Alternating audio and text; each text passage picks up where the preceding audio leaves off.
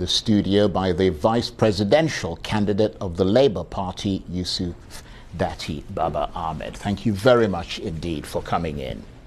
Pleasure and duty. And this is such a grim, terrible subject, isn't it? This killing of the Labour Party's women leader in southern Kaduna. Give us, first of all, your reaction to that very nasty attack.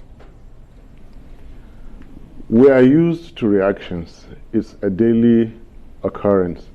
In the last 8 years, ever since we got ourselves comforted by the promises in 2015 and the whole Nigeria became expectant of better days ahead, I truly have become accustomed.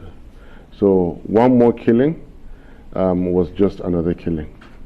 It felt bad as usual, sorrowful, distasteful, and this one carries a bit of another kind of color.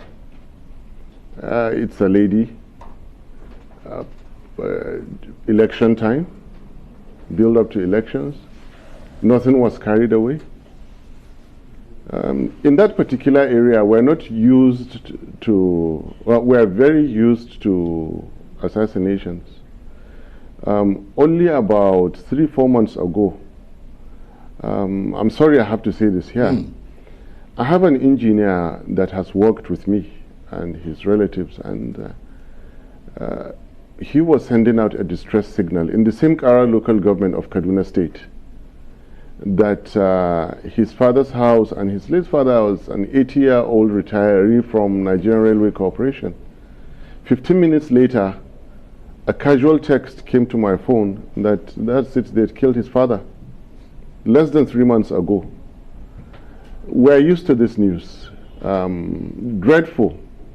Yes. Well, as bad as it is, each time we hear the news, it is bad. People burned inside a bus in Sokoto. In Katsina, a daily occurrence. In Zamfara State, nearly hourly occurrence. Yobe and Borno have not completely healed. Kaduna, of all places, it is happening in the center of northern Nigeria. But do you look at that particular attack on your party's women leader and see a correlation between that and politically motivated violence? Because, I mean, there is insecurity generally in Nigeria, but it's the link between that and politically motivated violence, or do you see it as a random attack in an area that you said is known to be prone to such sort of wanton violence? I really can't link the two. I have not had the means, I have not received or read any report for that matter, so I'm unable to link it with politics right now. The best I can do is to speak about the general situation. Over 8 years ago, the average Nigerian, by a statistic I'm trying to build up, we were all above 20 kilometers away from an illegal firearm. Today we're speaking of all Nigerians on average being under 2 kilometers away from a firearm, illegal firearm. So it's only a matter of getting closer, taking an aim, and shooting. That's what is that's what is between every Nigerian. But obviously, if this is linked to political violence, I mean, although any killing is gross enough, but if it's linked to political violence, then it means that things have gone up a notch between the political rivals. Yes, but you don't expect me to link it without a thorough investigation is still going on. But the means of which I do not have. Yes, totally understandable. Nevertheless, beyond the killing, which is a fairly extreme thing to have happened, we saw you earlier delivering a speech today. You've accused the other competing parties of crossing the boundaries of decency, and you've suggested that they are transgressing on peaceful activities. What do you mean by that? Verbal attacks, disrespectful comments against a peaceful leader of ours Let me start from the top. There is no harm, respectfully, when I say His Excellency, the former governor of Lagos State, Asiwaju Bola Ahmed Tinubu, the presidential. I give respect to him, his name, the institution, the traditional title, and I feel good about it.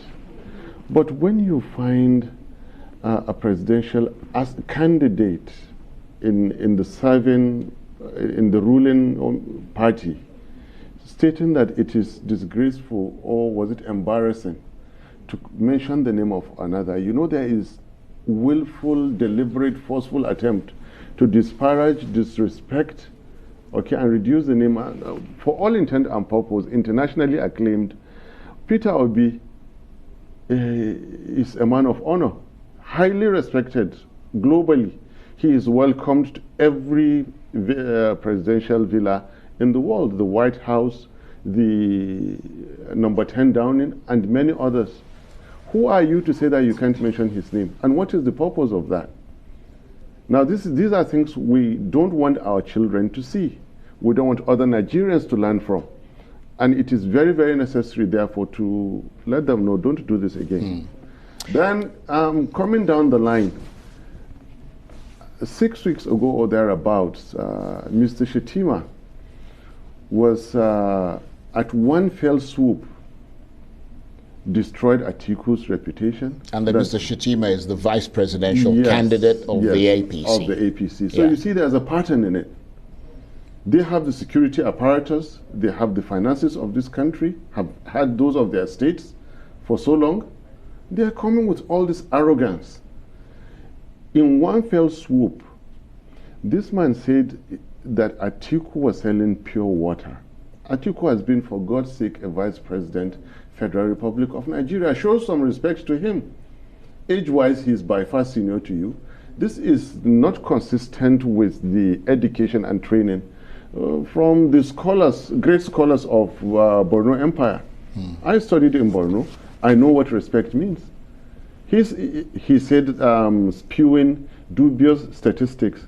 This is a man who does not know the difference between statistics, index, data, ratios, figures, and so on. He just said dubious statistics, putting everything together and just condemning it. So it is very important and instructive that we tap them on the shoulder somehow, like, gentlemen, we are not doing this style of politics. We took an oath. We signed. Remember, Tinubu was absent in the Abdusalam Abubakar-led signing of the peace accord.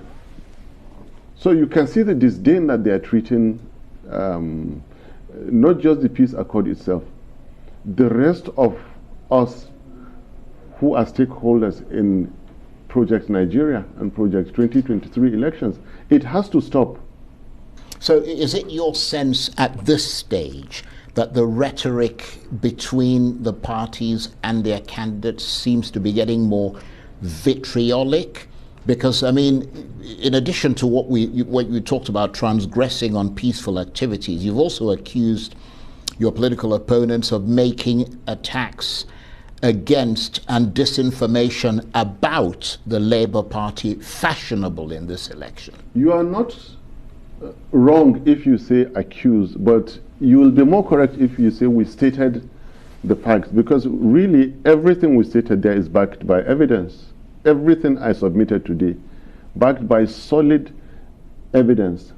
For example, they jump at every small opportunity to set Peter Obi against the North and the Muslims.